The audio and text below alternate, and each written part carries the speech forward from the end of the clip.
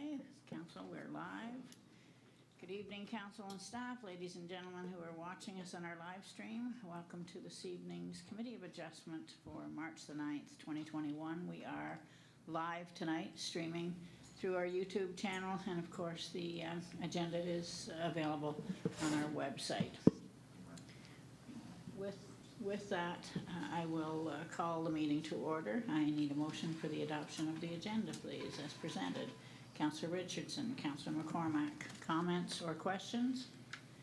All in favor of the motion? Motion is carried. Any disclosure of pecuniary interest in the general nature thereof? Seeing none. Motion for the adoption of the minutes is to be received and adopted for Committee of Adjustments, February 9th, 2021. Deputy Mayor Kaiser, seconded by Councillor Norrie. Comments or questions? Seeing none, all in favor of the motion. Land severance applications. 5.1, land severance application PLCOR 2020-062, H&L Vaughan, 373 Buttermilk Falls Road, legal description, part lot 7, concession 7, Richmond. I'm not sure how I'm going to do this from here into the back room, but is there anyone here speaking for? Is there anyone here speaking against? So in the room, who do we have? For or against? For, thank you. So, Michael, did you wish to speak to this first? Yeah, I can speak. Okay, all right. Welcome, Jason. How are you tonight? I'm good, thank you, Your Worship. Can everybody hear me? Yep, we're good, thank you. So you go ahead, thanks. Thanks. My name's Jason Sands. I'm a registered professional planner in the province, as well as a member of the Canadian Institute of Planning. And I'm here on behalf of Howard Vaughan, the owner of 373 Buttermilk Falls Road. I'm here, as you know, to speak to our 4 consent applications that are before you this evening. 2 on the north side of Buttermilk Falls Road and 2 on the south side. With the natural severance of the road, that's what facilitates the applications to be considered through consent as opposed to plan of subdivision. So it's a bit of a unique situation with respect to the total number of lots for that reason. Very quickly, the 2 severed parcels on the north and both the 2 on the south all exceed the minimum lot frontage and lot area requirements that are specified in the town policies of the official plan as well as the zoning bylaw. 0.8 hectares is the minimum threshold for a size requirement, whereas this proposal is 1 hectare lots with approximately 90 meters of frontage on each of those severed parcels.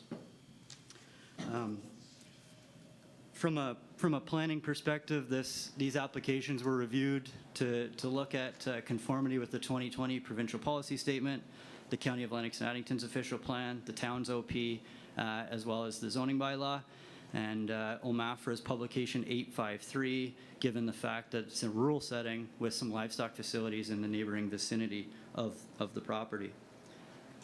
In my professional opinion, based on a review of those policy sets, as well as all of that consideration from a town requirement perspective with the conditions that have been incorporated within for your consideration, the proposal represents good land use planning and meets the merits of the tests.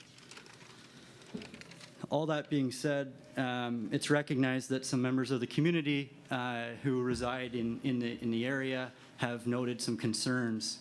And I've highlighted 4 of the major concerns before you. I know it's in your packages, and I'm happy to answer questions as we move forward, but the 4 concerns I've noted with respect to tonight's applications are the public notification as it relates to this evening's meeting and a statutory meeting that was issued by the town staff. The second being the proposals not aligning with the County of Lennox and Addington and the town's OP, nor the provincial policy statement. The third being inadequate or unappropriate use of minimum distance separation setbacks. And the fourth being ensuring that specific conditions of approval are imposed on the applicant should you as the committee choose to approve these applications this evening.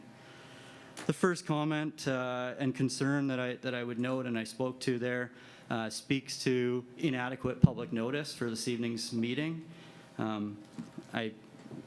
Director of Development Services, Nobes, can most likely speak to that better than I, but it's my understanding that the Act requirements have been satisfied with respect to notification in the local newspaper. From a comment respecting the 2020 provincial policy statement and the town's official plan, both myself as well as a professional planning staff and a peer review that was completed by IBI Group's planners have confirmed that in the position or the opinion of those planners, the policies have been upheld, and the proposal of these 4 lots does satisfy the policy outlines in those documentations. The inadequate use of MDS is the third point or concern of note, and I'd like to speak on that just for a minute. With respect to the proposal on the initial submission, a review of the 750-meter area adjacent to these properties was assessed from an MDS or a barn perspective. And there's 2 barns of note. On the subject property, on the proposed retained lot, there's a barn owned by Mr. Vaughan. It's not being utilized as a barn, and it was last utilized, I believe, 7, 10, 12 years ago time frame. Although there's livestock on the parcel, they're not within the barn, and it's been used as a machinery shed. So the machine shed, according to OMAFRA, doesn't necessitate an MDS setback calculation. For that reason, it was exempted from a fulsome review and dictating what those concerns would be from a separation distance. All that being said, it's recognized by the applicant of the concerns of the neighbors and the willingness for that barn to be converted back to housing livestock in the future. So as before you tonight, one of the conditions incorporated is that the applicant rezone the proposed retained lands to essentially prevent the use of that building as a livestock facility and negate its ability to be considered a barn. That is something that the owner is willing to do, understanding that there's an additional cost and incur to move forward with that. That is, again, it's recognized as being a condition before you tonight, and we have no objections to that.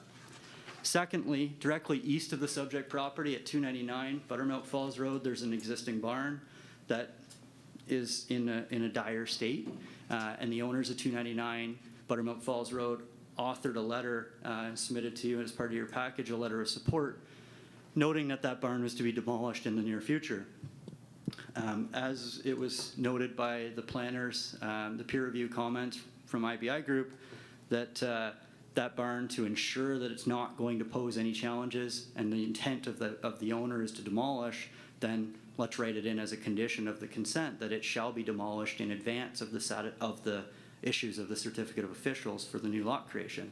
For that reason, it would essentially negate, obviously, if the barn's gone. So again, we as the applicant have no concerns about that being incorporated as one of the conditions before you this evening, as it will essentially negate that when the barn's demolished prior to the issuance or finalizing of this, of these certificates. Expanding the area to a 1.5 kilometer radius from the proposed severed parcels was done in a subsequent review, and a technical comment is included within your package to ensure that there's not an additional barn in that fulsome 1.5, 1,500 meter area that could adversely affect the developability of these severed parcels.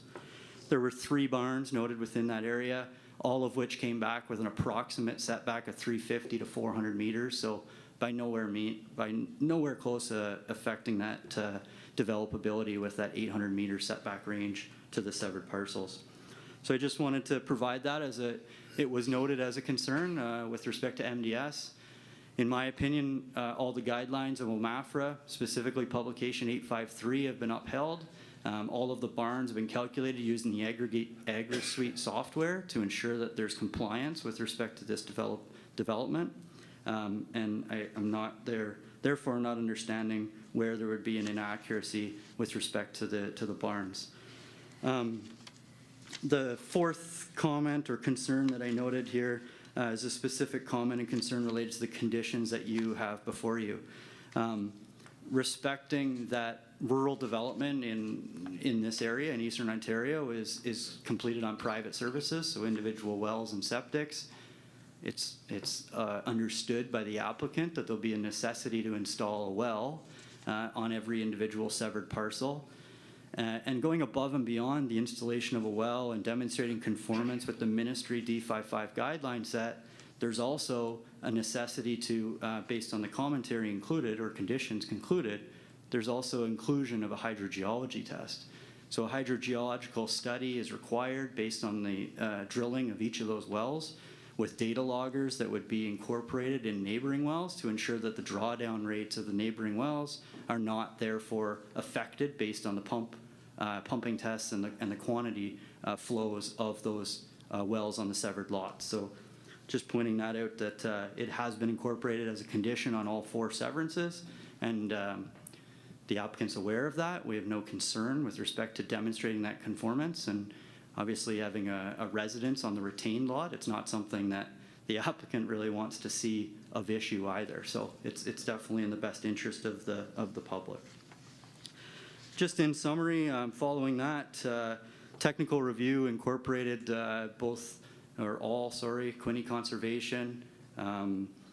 The septic review, being part 8, moved in-house to the town staff. Andrew Gerard, the LNA County Planning Department, Public Works staff have all reviewed the proposal, as well as the town Public Works Department, to ensure and state comments within your package that they have no objections to the proposal before you tonight for the 4 lots.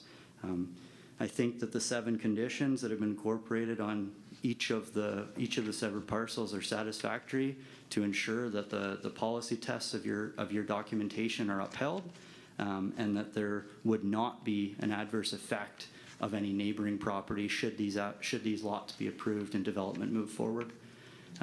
So with that brief overview, recognizing we're tight on your council meeting upcoming, I'm happy to answer any questions that you may have. Thank you. I'm just going to ask a procedural question here, if I may. We need to do these severances, these applications all separately, I'm assuming. So are we going to deal with the questions on each separately, or are there enough similarities that we're not going to worry about? I just want to make sure that everybody gets to ask the questions on each and every one, as well as those speaking for, as those speaking against. It's a little bit different when we're not in chambers, and I just want to make sure that we're getting everything covered. Okay, so I will go ahead and Michael and Susan, just to be clear here, council may ask questions on any of the 4 applications then, okay? Yes? Understood, council? Okay. Go ahead, we'll go ahead with these questions here, and then we'll have the people come in that are speaking against. Councillor Pennell. Thank you, Your Worship. Through you, Jason, if I could just, I'm not sure if I should be speaking to Michael about this, but it's more of a comment than anything else. I noticed prior these 4 lots had for sale signs on them before that they were even approved. And my concerns are that the ones onto the north that have the 2 barns that we need to deal with here is that if these lots are again offered for sale, which I'm sure that they will be, is that they don't be pre-listed prior to all of the conditions being met, because we don't know how long it's going to take for that barn at 299 to be taken down. I'd like to see that gone before, and of course that's part of the conditions, and also with all the paperwork of the barn at 399 being all the paperwork done for that. So that is one concern that I have for that. Jason, I'll let you go ahead and answer that one, please. Thank you, Your Worship, and through you, great point, Councillor Pennell. As a condition of consent, both of those considerations would be required to be completed in advance of the applicant ever receiving the certificate of official or essentially finalizing the deeds for the lot creation. So the 299 Buttermilk Falls barn would be required to be successfully demolished with demolition permits through your building services department, as well as a rezoning application successfully approved through council as it relates to the barn on the proposed retained lot. So all of that would be completed in advance of any new ownership happening or taking place on those severed parcels. Just a follow-up. Yeah, a follow-up. Sure. Thank you, through your worship. Just follow up on that. Yes, I understand that. Thank you, Jason. I just don't want to I wouldn't want to see a for sale sign on and then on the listing saying, subject to approvals. That's the only concern that I have for that. Through your worship, just quickly, the owner has informed me that the listings have been removed from the public, and the listings will not be relisted until the lots do become successfully created and are separately conveyable through all proper processes. Fantastic, thank you. Thank you. Council, anything further? Michael, before we bring in, oh, sorry, Councillor Richardson. Thank you, Your Worship. Just briefly, sir, the hydrological reports, the cost of the hydrological reports are borne by the owner of the property? Yeah, through your worship, absolutely. And you may not be able to answer this question, but as far as the hydrological report being done, does it make any difference as to what season or what time of year the analysis is done with respect to hydrologic? Like, if it's done in the spring or if it's done in the fall, is there any difference? Through your worship, I'm not sure if Director Nobes is jumping in, but I can start by answering. From a hydrogeological perspective, I'm not a trained hydrogeologist by any sort, and the way the condition is drafted, a professional geologist, hydrogeologist, would be required to author that report. I suspect the hydrogeologist, Mr. Mark Boone, on staff at the Quinte Conservation Authority, would be the responsible agency in essentially clearing that condition based on the technical expertise that they provide in-house and offer to municipalities like yourselves. So it would really be a consideration that's defined within the scope of work of the hydrogeologist hired by the proponent, as well as the hydrogeologist who's signing off on the condition from a seasonality perspective. There are mechanisms that, should you do hydro-G testing in low water season, that you assign like a consideration or a factor rate to it based on seasonality, but I'm not an expert, and it's really between the hydrogeologists. Yep, thank you. Okay. Yep, Councillor Johnson. Thank you, Mayor. I also had a question about the hydrologist assessment. Would this information be made available to the neighbors as well? I recognize that you are the one that's paying for it, and it has the most impact on the people proposing to purchase the proposed lots. But if that information is shared with your neighbors, that would also ease some of their concerns as to moving this project forward. Through you, your worship, yes, the information respecting that fulsome hydrogeology study would offer the inclusion of the neighbors based on the surrounding wells to use for a data logging perspective. So they would be made aware of the testing should they choose to opt in to the process. And I see no concern with sharing any of that documentation should they even choose to not be incorporated within it, just for their own sense of understanding of the process, yeah. Thank you. Through Thanks, your worship, Michael. if I could just jump in there. The hydrogeological report that would be completed by the applicant would form part of the public record for the applications, and any member of the public could come in and request to see the results of those. Thank you. Tests. Anything further from council? Now, Mr. Zetterberg, I know that we have people that wish to come in that are speaking against this. Is there more than one? And how are we going to fit everybody in the room here?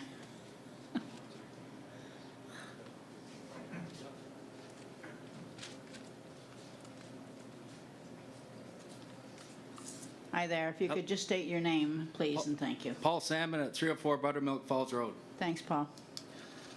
Okay, I'd like to thank the Committee of Adjustment for letting me speak regarding my concerns related to these applications. Although I have numerous concerns which have been provided as part of the record, I feel it's important for me to advocate for my position directly. The following are my main issues with the applications which I would like you to consider. The MDS calculation. Barn structures for 373 and 299 Buttermilk Falls Road were not considered. The application relies on disregarding the MDS calculation for two existing serviceable barns on either side of the proposed severances. 373 Buttermilk Falls Road has a serviceable barn where it is proposed that rezoning of the property barn to prohibit the housing of livestock to be considered. It has also been stated in the supporting documentation that the barn is unoccupied and has not been used in decades. The property has been continuously used for livestock for at least 150 years. In about 2013, the owner at the time died and I rented the property in 2014 and 15. I personally used the barn and yard for livestock shelter, feeding, as well as for weaning calves and vet visits. Dave Pennell represented the previous owner, Stephen Jordan, so he may remember that. The current owner has had livestock on the property continuously since its purchase in 2016 and still has animals on the property. The barn is the only real shelter on the north side of the property for livestock. The title search reveals that there is a lien from the mortgage company Farm Credit Canada. Therefore, the ability to rezone the structure, limiting its use and presumably add this condition to the title is questionable. The declaration on the application states that information provided is true. The statement that the barn has not been used in decades is demonstrably false, as are other statements that impact lessening of requirements related to the MDS calculation for the barn. 299 Buttermilk Falls Road has a serviceable barn where it is proposed that the current owner will demolish the barn to allow for the severances. It has been stated in the supporting documentation that the barn is derelict and has not been used in decades. The property, barn, and barnyard were used for horses by the previous owner. In 2014 and 15, I utilized the property and barn for cattle and installed electric fences. You can see on Google Street View cattle in the back pasture, electric fences, as well as a salt lick and mineral feeder in the barnyard. A title search reveals that there is a lien from the mortgage company, therefore the ability to remove the structure and devalue the property is questionable. The declaration on the application states that information provided is true. The statement that the barn has not been used in decades is demonstrably false, as are other statements that impact lessening of requirements related to the MDS calculation for the barn. The fact is that both of these barns are standing and were recently used, and one likely continues to be used for housing, sheltering livestock. The applicant is actively farming and seems to admit this from his application and supporting documentation. Misrepresentations and omissions have been noted in the application, which are self-serving in supporting the severance applications. Approval of this application would act to sterilize the subject property and portions of my property from being utilized in certain ways moving forward. I would suggest that it may be prudent of the municipality to request that the mortgage lenders provide written acknowledgement prior to a decision being made, as they are majority owners of both properties. I would also argue that both barns, 373 and 299, Buttermilk Falls Road, require an MDS calculation be performed to assess their impacts on the proposed severances. The municipality should be conducting their review impartially based on the facts. Decisions should be made on how things are, not how the applicant wishes them to be. Another thing, severances outside of a rural settlement area. The technical review performed by IBI Group, the response from BLVD, and the follow-up memo by IBI discussed the applicability of development outside of a rural settlement area. Noted discussions included infill unduly extending development areas. Consent shall not be granted where the effect is create strip development or extending strip development. The BLVD response indicates that they believe that the severances round out the development. I strongly disagree with the statement for the following reasons. Infilling is indicated as being between two houses which are separated by a distance of not more than 100 meters.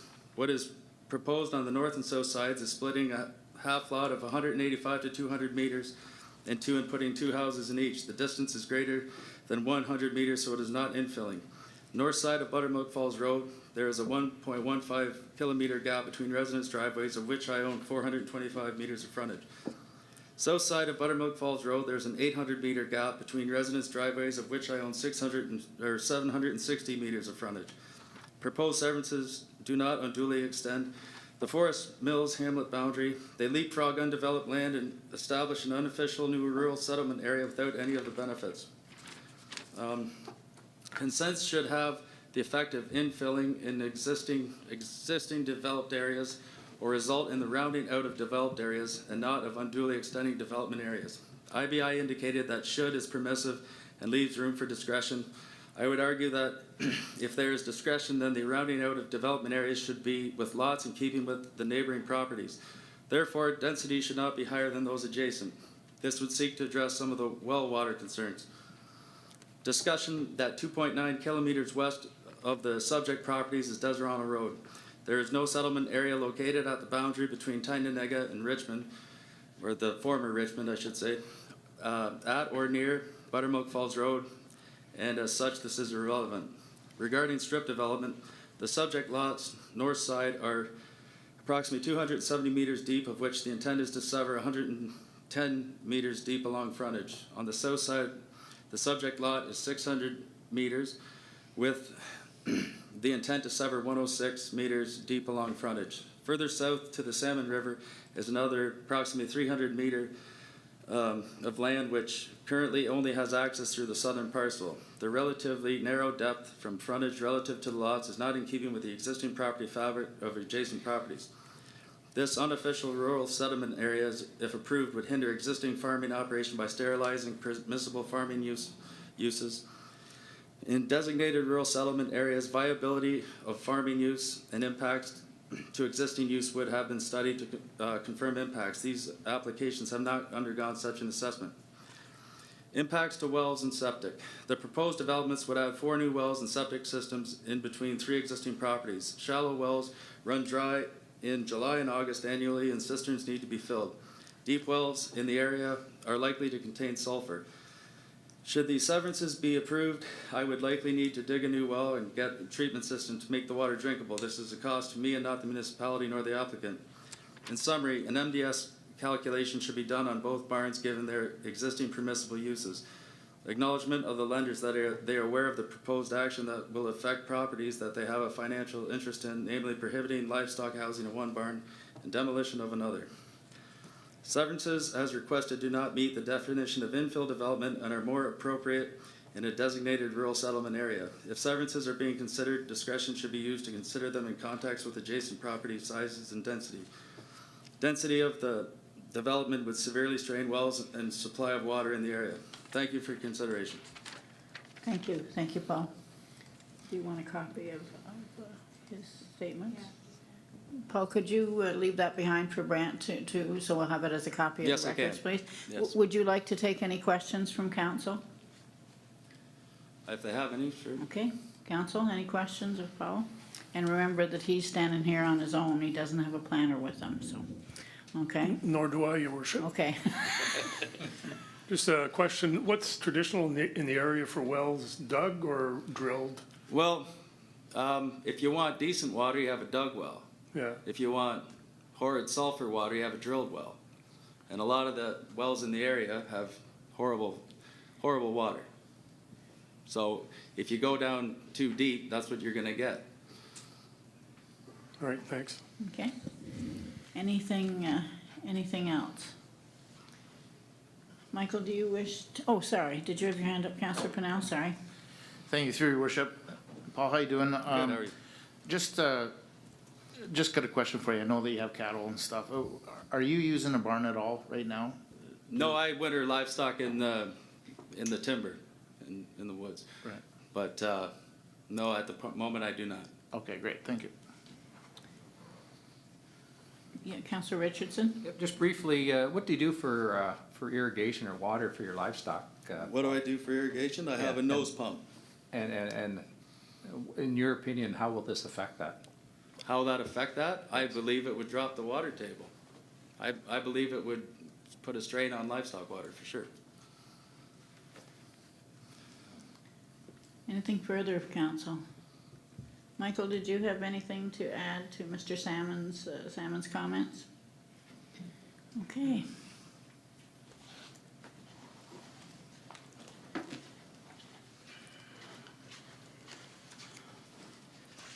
Thank you, Your Worship.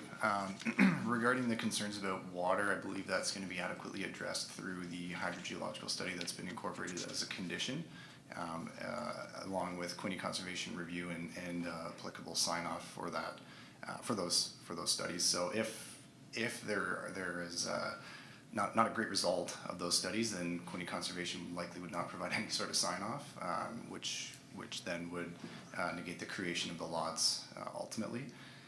Regarding infill, Mark Tao from IBI is here and can provide any comment that council might have regarding those concerns. And then as far as the MDS statements, those have been addressed through the conditions that are proposed before the committee. Okay. Anything further? Thank you, Michael. Anything further directed to Michael before we make a decision on this?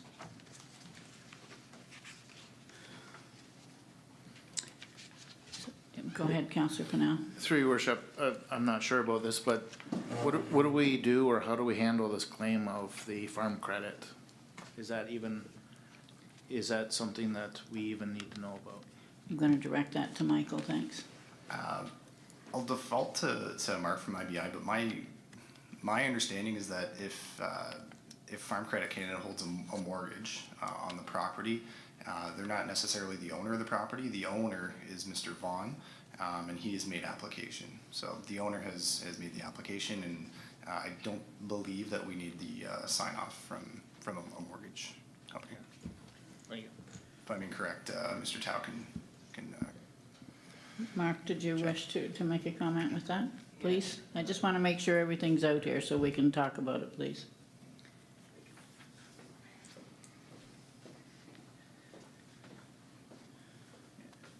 Through you, Your Worship.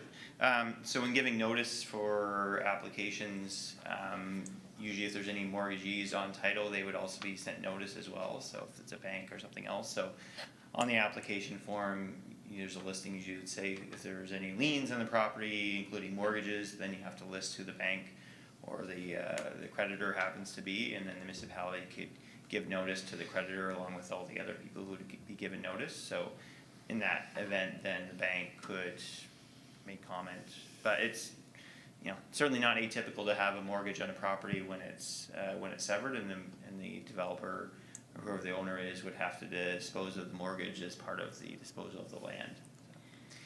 Now you're saying in both instances, if I may here, you're saying could. What is our practice? And what's the policy? What's mandated is I guess what I'd like to know. So I think under the Planning Act, part of the notice would include any lien holders. Okay. So circulation of notice would include lien holders. Yeah. So. Yeah, it was just the could part, I guess, that kind of threw me. Council, anything further? Okay, yep, I'll let Jason and Mr. Vaughan come forward as well, please. Thanks, Mark. Just one thing about the farm credit. I contacted Farm Credit and they said the value of the property is significantly more than when I purchased it, so they have no problems with me severing off the 4 lots. Okay. I've already addressed it with them. Yeah, thank you, Mr. Vaughan. Councillor Pennell? Through your worship, Mr. Vaughan? Yes. Sorry, I just have a question. There was some talk of maybe making these lots larger, and maybe that would help with the neighbors and the water supply and stuff like that. Have you reconsidered that at all? No. No? It's not financially viable to just do 2 lots. Okay, thank you. Yeah, Councillor McCormack? Worship, the hydrological testing, what's the cost for that roughly? Through you, Your Worship, we, based on the 4-lot creation and the fact that we don't have wells yet, it hasn't been explored to understand what competitive quotes would be from multiple hydrogeology firms. That said, it's something entirely borne by the owner, and respectfully, he's going to have to do it if he wants 4 lots created. So, Do we have a ballpark About 10,000, I believe. total for the 4 lots? I believe so. All right, thank you. That's on top of the wells being drilled. Yep. Council, any further questions while we have everyone here? If not, then we'll deal with them individually. Michael, you had nothing further you wanted, no further input? No questions directed to the for or against. Everyone's had their chance to speak, so we'll deal with them individually. 5.1 PLCOR 2020-062. Legal description, Part Lot 7, Concession 7, Richmond. You have a recommendation that the Committee of Adjustment receive for information the technical report regarding application PLCOR 2020-062, and further, that the committee approve the application to create a 1.0 hectare rural lot for residential use, subject to the conditions which are contained in your agenda and which are available online. Council's wishes.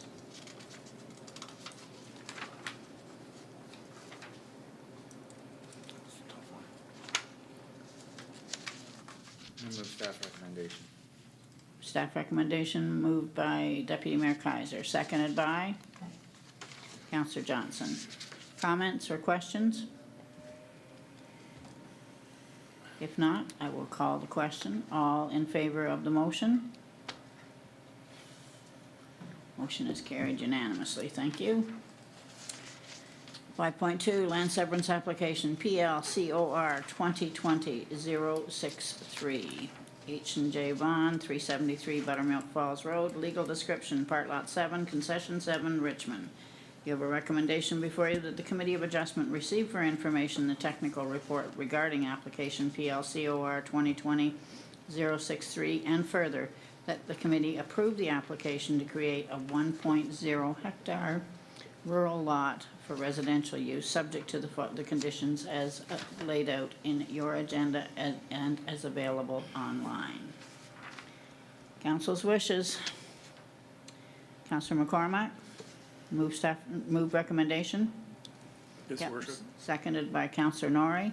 Further comments or questions? I have one. Okay.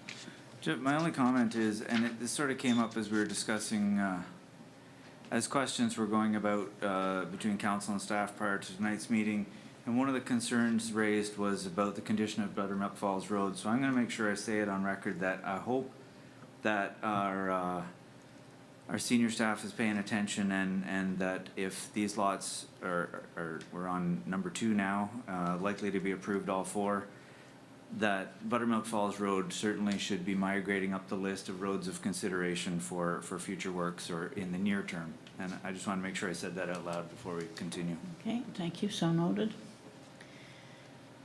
Any further comments or questions? All in favor of the motion? Motion is carried. 5.3, I'm on now, Madam Clerk.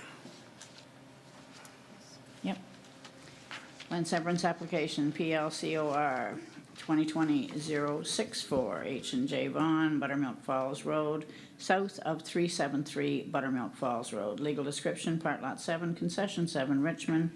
You have a recommendation that the Committee of Adjustment receive for information the technical report regarding application PLCOR 2020-064, and further that the committee approve the application to create a 1.0 hectare rural lot for residential use, subject to the conditions as laid out in your agenda and as available online. Council's wishes. Moved by Deputy Mayor Kaiser, seconded by Councillor McCormack. Comments or questions? If not, all in favor of the motion? Motion is carried. Thank you. 5.4, land severance application PLCOR 2020-065, H&J Vaughan, Buttermilk Falls Road, south of 373 Buttermilk Falls Road. Legal description, Part Lot 7, Concession 7, Richmond. You have a recommendation that the Committee of Adjustment receive for information the technical report regarding application PLCOR 2020-065, and further that the committee approve the application to create a 1.0 hectare rural lot for residential use, subject to the conditions as contained within your agenda and is available online. Council's wishes. Moved by Councillor Norrie, seconded by Councillor Johnson. Comments or questions? Councillor Johnson? Thank you, Mayor. I just quickly wanted to say I appreciate the extra work that staff has done in bringing these projects forward and addressing some of the concerns that were raised and making them part of the condition before the lots can be severed. Yep, perfect, thank you. Yeah, I know we had deferred this once, so there is a lot of information on them. I'm going to call the question if there's nothing further. All in favor of the motion? Motion is carried unanimously. Thank you, gentlemen. I need a motion for adjournment for the Committee of Adjustments, please. Moved by Deputy Mayor Kaiser, seconded by Councillor McCormack. All in favor of that motion? Motion is carried unanimously. We will move into the regular session of council shortly. Thank you very much, gentlemen. Good evening.